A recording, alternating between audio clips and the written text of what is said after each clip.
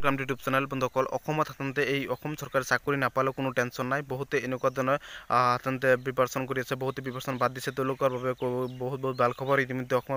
অসমত কোম্পানীত চাকৰি সাধাৰণতে বহুত পদ মুকলি হ'ব আৰু আপোনালোকৰ সাধাৰণতে গেট 3 গেট 4 চাকৰি নাপালেও সাধাৰণতে কোনো টেনশ্যন নাই বহুতৰ বাবে আৰু আপোনালোকৰ যদি সাধাৰণতে চাকৰি কৰিব ইচ্ছা আছে তেনেহ'লে ভালকৈ প্ৰিপাৰেশ্যন কৰক প্ৰিপাৰেশ্যন নকৰিলে কিন্তু চাকৰি নাপায় আৰু আপোনালোকৰ যদি প্ৰিপাৰেশ্যন কৰা নাই বা চাকৰিৰ ইচ্ছা নাই কোম্পানীৰ চাকৰিৰ ইচ্ছা আছে বন্ধুসকল তেওঁলোকৰ বাবে বহুত ভাল খবৰ ইতিমধ্যে অসমত আকৌ সাধাৰণতে 10,000 নতুনকৈ সাধাৰণতে যুৱক যুৱতীক সাধাৰণতে চৰকাৰী চাকৰি দিয়া হ'ব অতি সোনকালে আহিব আৰু বেছিকৈ সাধাৰণতে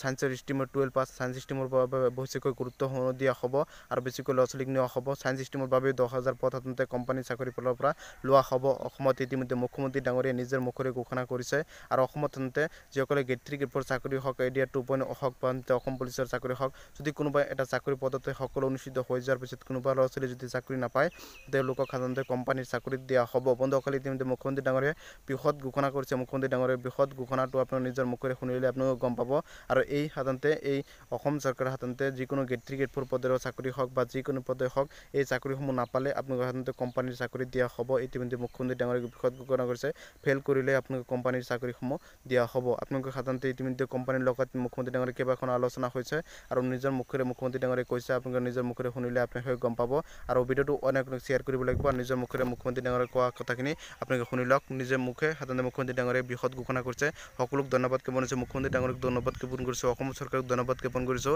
আৰু মুখ্যমন্ত্ৰী ডাঙৰীয়াই কি কৈছে আপুনি নিজৰ মুখৰে শুনিলে সকলোবোৰ গম পাব ধন্যবাদ সকলোৱে চেনেলটো সাবস্ক্ৰাইব কৰি দিব আৰু ভিডিঅ'টো ফুল চাব স্কিপ নকৰিব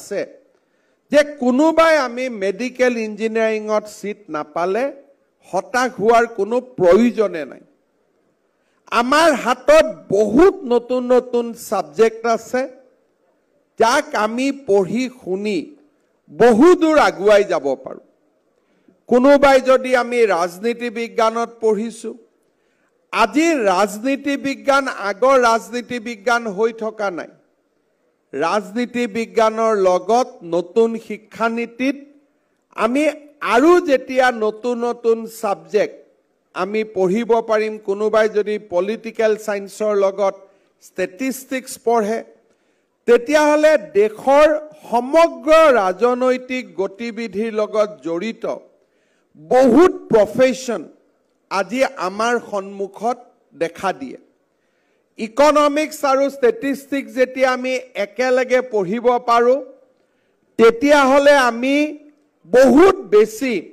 কোম্পানী আদিৰ বহুত ব্যৱস্থা মাৰ্কেট এনালাইসিসৰ পৰা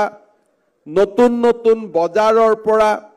ট্ৰেন্ড কি হ'ব আগলৈ গৈ কি হ'ব বহুত কথা আমি বুজিব পাৰোঁ হায়াৰ সেকেন্ডাৰী সায়েন্সত পাছ কৰা প্ৰতিজন লৰাই বেসিক সফটওয়্যাৰৰ ওপৰত জ্ঞান আহৰণ কৰি তথ্য প্ৰযুক্তিৰ জগতখনৰ প্ৰতি আগুৱাই যাব পাৰে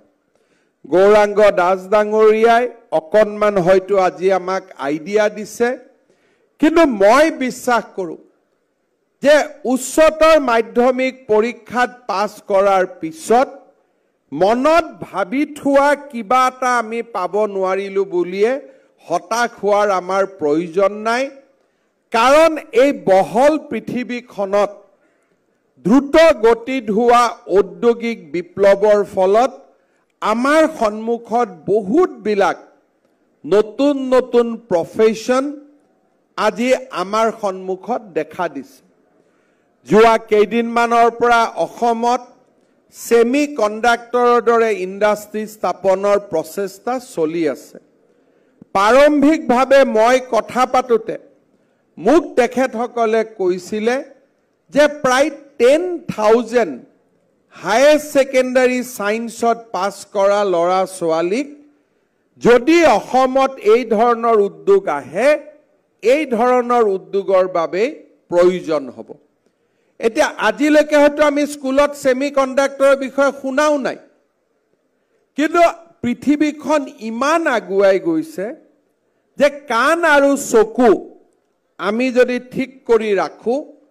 তেতিয়াহ'লে এই পৃথিৱী এতিয়া হতাশাৰ পৃথিৱী নহয় এই পৃথিৱী হৈছে আশাৰ পৃথিৱী কেতিয়াবা কেতিয়াবা মোক ল'ৰা ছোৱালীয়ে কয় যে দাদা মই হতাশ হৈ গৈছো হতাশ কিয় হ'ব লগা হ'ল হতাশ এই কাৰণে আমি হ'ব লগা হয় যে আমি ধৰি থম যে মই এইটোৱে কাম আমি কৰিম, কিন্তু তাতকৈও যে ভাল কাম আছে, তাতকৈও যে ডাঙৰ কামেৰে আমি একোজন সফল ব্যক্তি হ'ব পাৰোঁ, তাৰ বিষয়ে আমি চিন্তা কৰাৰ আমাৰ অৱকাশ নাই। কোনোবাই মেডিকেলত চিট নাপালে হতাশ হয়, কিন্তু মেডিকেলত চিট নোপোৱা ল'ৰাজনেও মলিকুলাৰ বায়'লজি আদি পঢ়ি তেওঁ যে ডক্টৰে কি ঔষধ লিখিব তাক নিৰ্ধাৰণ কৰিব পাৰে, ডক্টৰৰ ওপৰতো যে ছুপাৰ ডক্টৰ হ'ব পাৰে, সেই ধৰণৰ জিজ্ঞাসা আমাৰ মনত থাকিব লাগিব। এই পৃথিৱীখন হতাশাৰ পৃথিৱী নহয়। যুগ যুগ ধৰি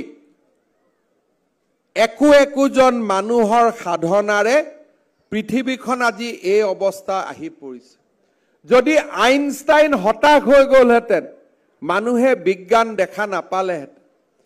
যদি শচীন তেণ্ডুলকাৰ হতাশ হৈ গ'লহেঁতেন, মানুহে ক্ৰিকেট দেখা নাপালেহেঁতেন। যদি নৰেন্দ্ৰ মোদী হতাশ হৈ গ'লহেঁতেন, মানুহে এই নতুন ভাৰতখন দেখা নাপালেহেঁতেন। হতাশা আমাৰ শত্ৰু, আশা আমাৰ বন্ধু, পৰিশ্ৰম আমাৰ বন্ধু, কঠোৰ সাধনা আমাৰ জীৱনৰ সংগী। আমাৰ অসমত বহুত সুবিধা হৈছে। আজি আমাৰ চাওঁতে অসমত প্ৰতি বছৰে একোখন নতুন মেডিকেল কলেজ আৰম্ভ হৈছে। আমি যেতিয়া কলেজত পঢ়িছিলোঁ, অসমৰ ল'ৰা ছোৱালীৰ বাবে 200টা মেডিকেল চিট আছিল। আজি অসমৰ ল'ৰা ছোৱালীৰ বাবে 1200টা মেডিকেল চিট হৈছে।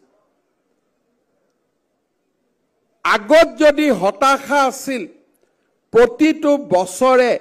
আমাৰ জীৱনলৈ আশা কঢ়িয়াই আনে। এই বছৰ অসমত তিনিচুকীয়াত মেডিকেল কলেজ হ'ব, অহা বছৰ বঙাইগাঁৱত মেডিকেল কলেজ হ'ব, গুৱাহাটীৰ দ্বিতীয়খন মেডিকেল কলেজ হ'ব। সময় আগবাঢ়ি যোৱাৰ লগে লগে সুবিধা বৃদ্ধি পাইছে। যেতিয়া হতাশাৰ পৰিৱৰ্তে আমাৰ মনত আশাই ক্ৰিয়া কৰি থাকিব, আমি আমাৰ পথ বিচাৰি পাম। আৰু সেইবাবে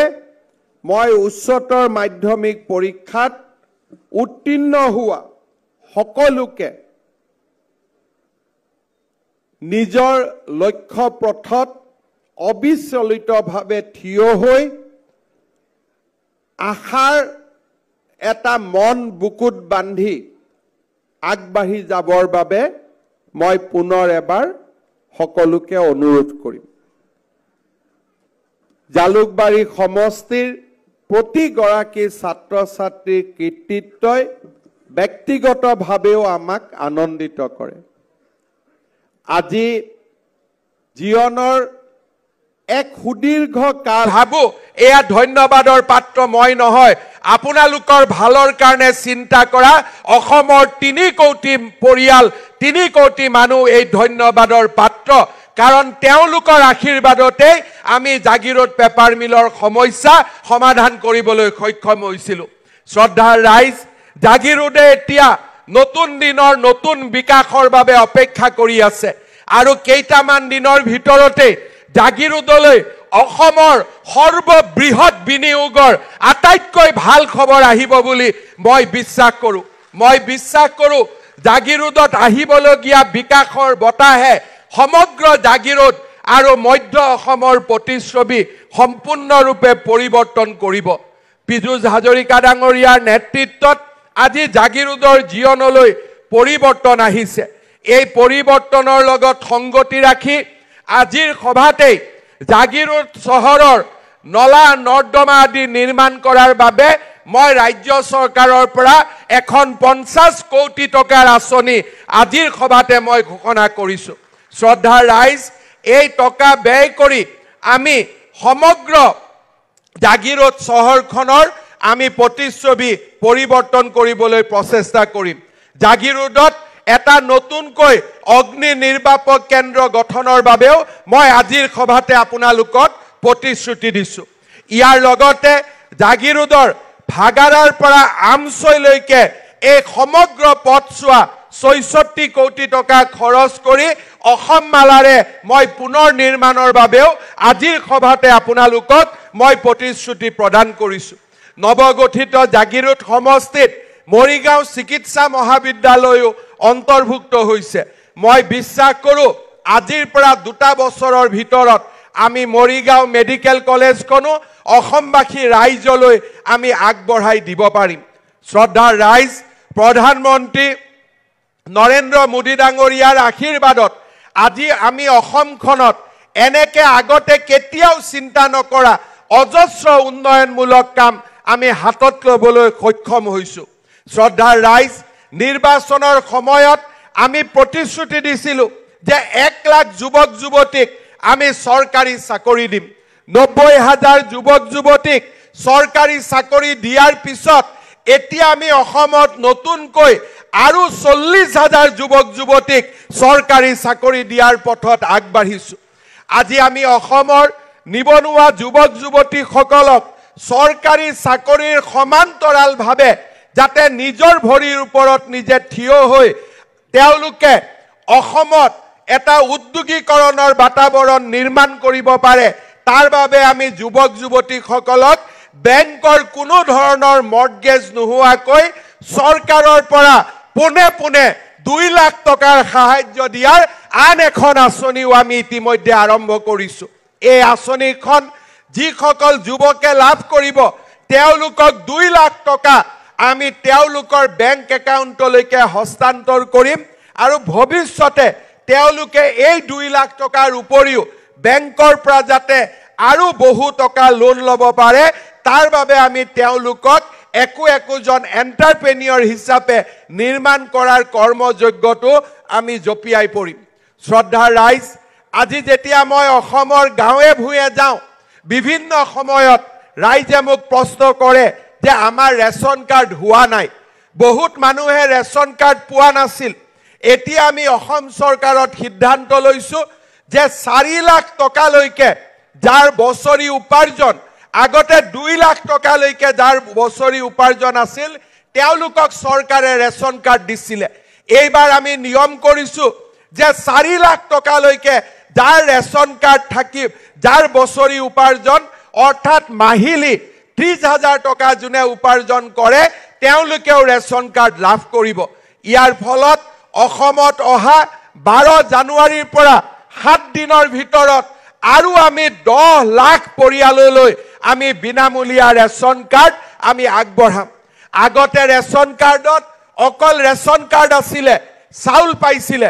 এইবাৰ আমি সিদ্ধান্ত লৈছোঁ যে ৰেচন কাৰ্ড যেতিয়া আজকাল গুগল देखते हैं मैं बोला एक बार चेक कर लीजिए अगर मैं झूठ बोला हूं और दूसरा बार मैं आपका प्रदेश में नहीं आऊंगा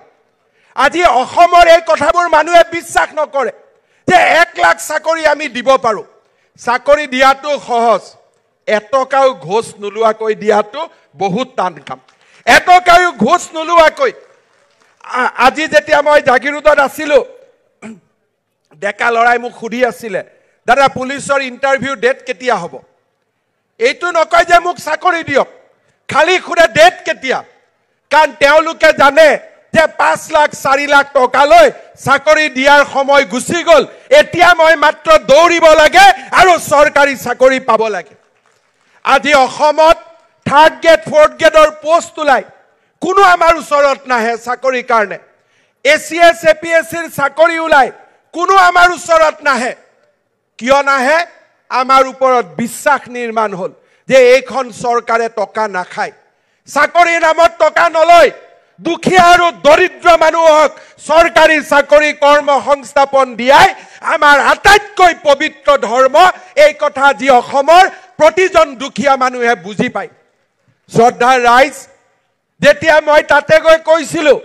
যে আমি মুখ্যমন্ত্ৰী আৱাস যোজনা কৰিম তেওঁলোকে কয় যে স্যাৰ আসাম में कैसे संभव होगा অসমত সকলো সম্ভৱ এইখন ৰত্নগৰ্ভা অসম ইয়াত সকলো সম্ভৱ মাত্ৰ অসমৰ মানুহে যেনেকে লাচিতে সংকল্প লৈছিল মই মোগলক হৰুৱাম, তেনেকে আমি সংকল্প ল'ব লাগে। এবাৰ সংকল্প ল'ব লাগে যে খেতি পথাৰবোৰ খালী হৈ পৰি থাকিব নিদিও। এবাৰ সংকল্প ল'ব লাগে মই ডেকা ল'ৰা, দেউতা মাক কষ্ট নিদিও, নিজে কিবা এটা কৰি খাম। এবাৰ সংকল্প ল'ব লাগে আন্দোলন নকৰো, পঢ়িম। এবাৰ সংকল্প ল'ব লাগে মই পঢ়ুৱাম। এবাৰ সংকল্প ল'ব লাগে গাঁৱে ভূঞে আমি খেলা ধূলা সংস্কৃতিৰ পৰিৱেশ এটা নিৰ্মাণ কৰিম। এইখন মোৰ শুৱনি অসম, এইখন মোৰ সুজলা সুফলা অসম। এই অসমখনত যোৱা 20 বছৰে বোমা গুলি বাৰুদেৰে আমাৰ এই মৰমৰ অসমখনক আমি এক অন্য ৰাস্তালৈ লৈ গৈছিলোঁ। আজি অসমখন উভতি আহিছে, পুনৰ সেই সুজলা সুফলা অসমখন আমি যেন কৰবাত দেখিবলৈ পাইছোঁ। আৰু এই অসমখনক আমি যদি আগুৱাই লৈ যাব পাৰোঁ, লাচিতে যেনেকে মোগলক পৰাস্ত কৰিছিল, আমিও বিকাশৰ নতুন জয়গানেৰে আমি ভাৰতৰ ভিতৰতে আমাৰ ৰাজ্যখনক আমি প্ৰতিষ্ঠা কৰিব পাৰিম। শ্ৰদ্ধাৰ ৰাইজ, আমি সংকল্প ল'ব লাগিব। বহুত হৈ গ'ল ৰাজনীতি, বহুত হৈ গ'ল ধৰ্ণা ধৰ্মঘট আন্দোলন, একো ফল নিদিয়ে। তাত ফল দিব যেতিয়া আমাৰ আই মাতৃসকলে আত্মসহায়ক গোটৰ জৰিয়তে নতুন দিনৰ সপোন দেখিব। যেতিয়া আমাৰ ল'ৰা ছোৱালীবিলাকে পঢ়া শুনা কৰি একোজন মানৱ সম্পদ হোৱাৰ সপোন দেখিব, তেতিয়া আমি আগুৱাই যাব পাৰিম। যেতিয়া আমাৰ জ্যেষ্ঠজনে আমাক শুদ্ধ ৰাস্তা দেখুৱাব। 2 দশক আমি নষ্ট কৰি পেলালো, 2 দশক আমি শেষ কৰি পেলালো। কালি বোলে মধ্য অসম বন্ধ, কালি বোলে উত্তৰ অসম বন্ধ, কালি বোলে দক্ষিণ অসম বন্ধ, কালি বোলে অসম বন্ধ, কালি বোলে গ্ৰেনেড বিস্ফোৰণ, কালি বোলে বোমা বিস্ফোৰণ। সেই পৰিৱেশ সলনি কৰি এতিয়া অসমৰ নাম আমি কৰিছোঁ অমৃত বৃক্ষ আন্দোলন। বিহুৰ জৰিয়তে গিনিজ ৱৰ্ল্ড ৰেকৰ্ড। দুৰ্নীতি নকৰাকৈ 1 লাখ চৰকাৰী চাকৰি আৰু দুৰ্নীতি কৰা অফিচাৰ চিধা চিধি জেলত, কোনো বেলেগ ব্যৱস্থা একো নাই। এইখন অসমত বসুন্ধৰা আঁচনিৰ জৰিয়তে 3-4 লাখ লোকক মাটিৰ অধিকাৰ প্ৰদান কৰা, জনজাতীয় লোকসকলৰ সমস্যা সমাধান কৰা। আজি আমি একো এটা পৰ্যায় ৰখা নাই। আপোনালোক আমি সকলোৱে এখন নতুন অসম নিৰ্মাণৰ কামত আমি নিজকে নিয়োজিত কৰিছোঁ। অসমৰ ৰাইজে যোৱা 3টা বছৰ আমাক যি অকুণ্ঠ সহায় সহযোগিতা আগবঢ়ালে, সি এক নতুন অসমৰ ভেটি নিৰ্মাণ কৰিলে। আজি আপোনালোকে চিন্তা কৰক, জাগিৰোডত বহুত বিধায়ক আছিল, জাগিৰোডৰ সেই আইবিটো সদায় তেনেকে পৰি আছিল। জাগিৰোড পৰিৱৰ্তন হ'ব পাৰে কোনেও চিন্তা কৰা নাছিল। আজি পীযুষ হাজৰিকা ডাঙৰীয়াই সেই সপোন দেখিবলৈ সাহস কৰিছিল বাবে আজি জাগিৰোডৰ জীৱনলৈ পৰিৱৰ্তন আহিল। সপোন দেখাৰ সাহস লাগিব আৰু সপোন দেখাৰ বাবে জাগিৰোডৰ ৰাইজৰ আশীৰ্বাদ লাগিব। 114 কোটি টকা এটা দিনত জাগিৰোডৰ মানুহে, আগতে কেতিয়াও, মই 20 বছৰ ধৰি বিধায়ক হৈ আছো, বহু কেইজন জাগিৰোডৰ বিধায়কৰ লগত মই একেলগে কাম কৰিছোঁ।